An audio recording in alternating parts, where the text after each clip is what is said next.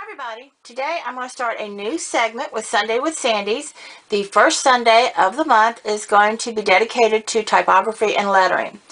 Today what I'm going to work on is called tracking. And tracking for typographers is referring to the space between your lettering. You can make it larger or smaller, but it's consistent. You have this little sheet that you can print out or copy and paste to your file folder that you'll have for a reference.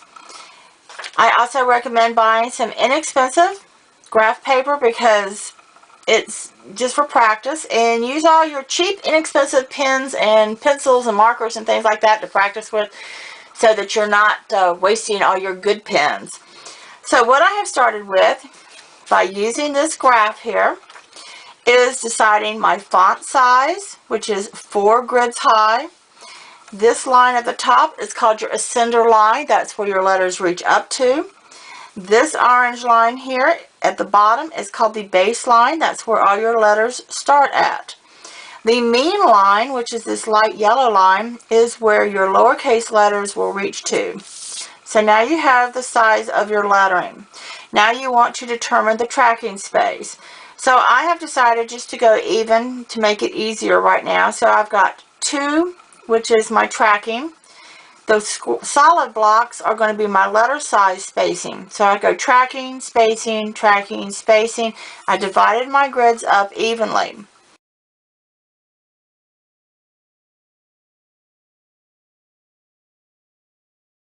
Normally I do start everything in pencil first, but I don't think you'll be able to see it as well. So I'm going to go straight to a black magic marker. And I am using an inexpensive set here. So, got to tilt my paper a little bit because I'm right-handed. This is my tracking space, and that's going to be a straight line, okay? Now, when you get better, you'll be able to do your line and your lettering all at the same time. For right now, what you need to do is just pick a word. I'm going to use a quote later that has the word always in it. So I'm going to work on the word always. I'm going to have lowercase lettering, I believe. So what I do is I normally just start with my letters. A, L, W's are going to be a little trickier, but I'll show you how to work those. A, and a Y is also tricky, so we'll stop right there, and then the cursive S. Okay, so all I did was go in and just write my letters, didn't worry about the tracking space. A lot of times, if I'm really trying to do a real evenly spaced one, I will add these later. And then what I do is I come in. Now, you got to imagine all this is done in pencil first, and then I come back with my pen. So I do my tracking line straight up, and I'm going over my letters. So it's the A, connecting the A to the L, connecting the L to the W. Now, the first part of the W is easy. We're used to doing it that way. This is where it becomes tricky, because in normal cursive handwriting, you want to take your W this way. But with tracking, you're going to need to bring that line back down, flatten it out, and then go to your A. Okay? So the A connect to the Y. Okay? And again, when you come to the Y, instead of looping it over or going up, whatever you normally do, take it, go straight to your S. Take your S curve down and go flat back out. Okay?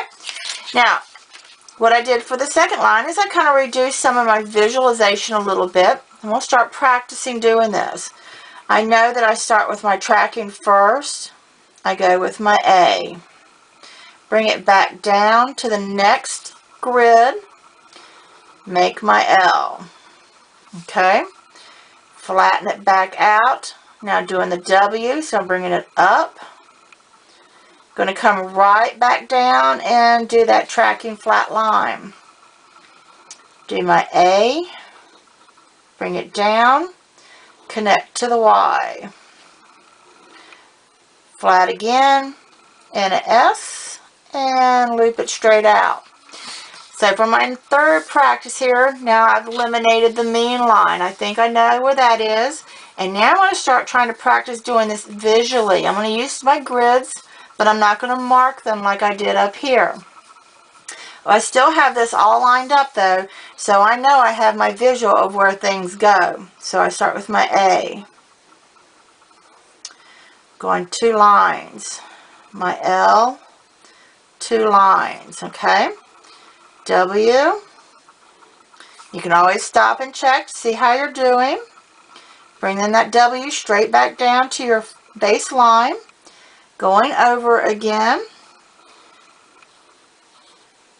Now I got to do my Y, bringing that loop up but stopping at the baseline so I can take it flat and do the S. Okay, so now we're going to try doing it without any visualization guidelines, I guess is a way to say that. So I'm going to do 2 lines, bring it up, 2 lines, the W, bringing that W straight back down.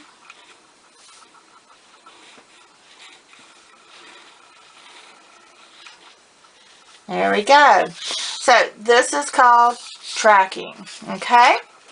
Now, I bought a little grid book, inexpensive, just a little cheapie, just to keep quotes in and to keep different types of lettering.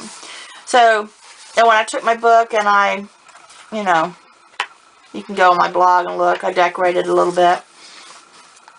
But anyway, so now I'm going to take this quote and we're going to do the same thing.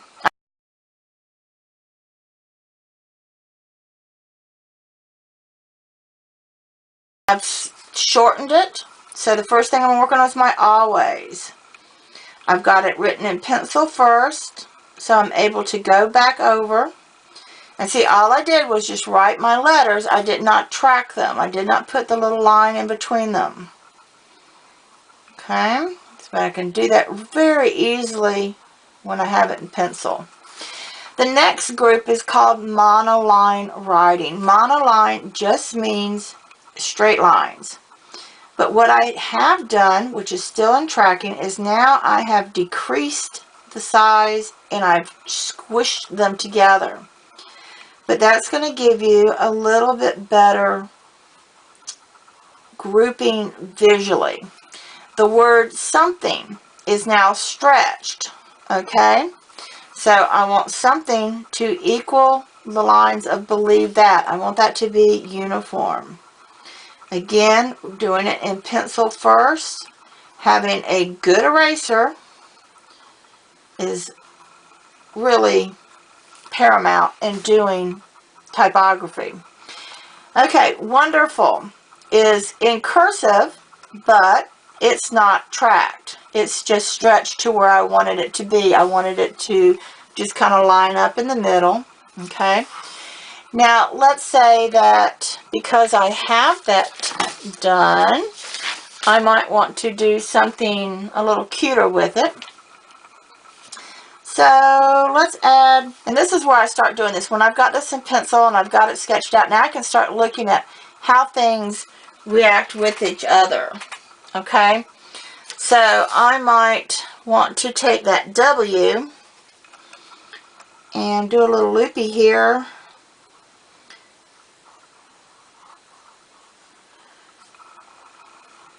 Just doing it in my fun writing here. Okay, so I added that little loopy there. Let's go back and add a little loopy there to tie that in together. Okay, so now we've made wonderful, a little bit different. It's in the middle, so it gets its own little version. We're going to go back to the monoline.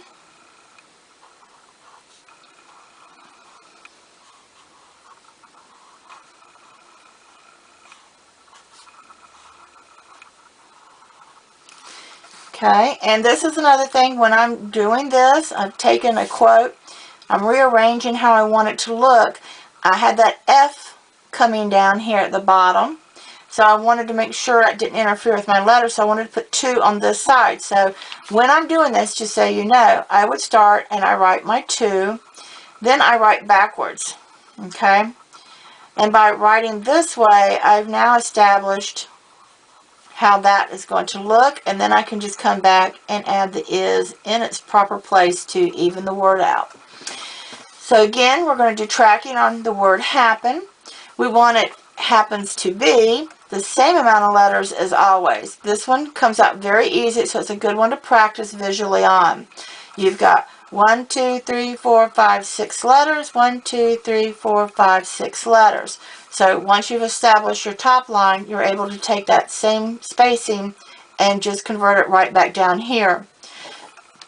Now, after I wrote everything out, I came back with my eraser and I changed the top loop to my H, okay, because I want it to be higher. So this is where my bottom tracking is. So I'm going to come up, okay,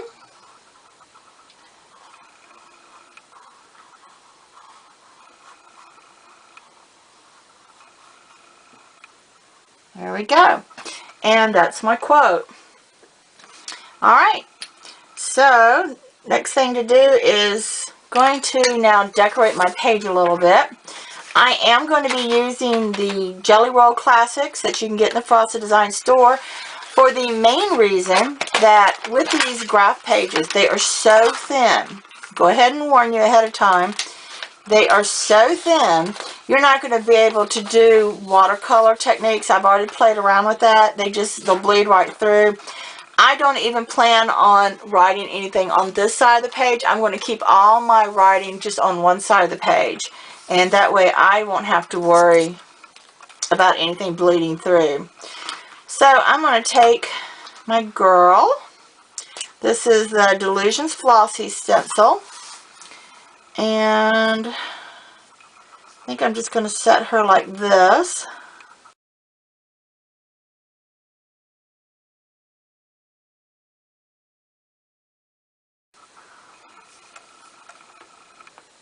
Okay.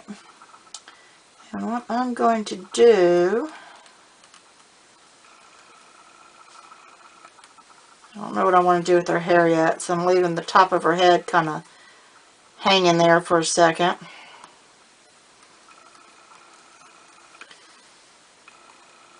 And of course you can use pencils. They would do really well, I would think. Okay, let's see how she looks. I don't have anything going through the words.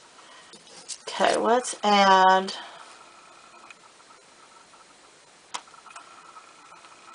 a little line going there. Okay. Okay. I don't know what I'm going to do with her hair yet. Hadn't figured that one out. But let's see. Let me put her there so I know my height.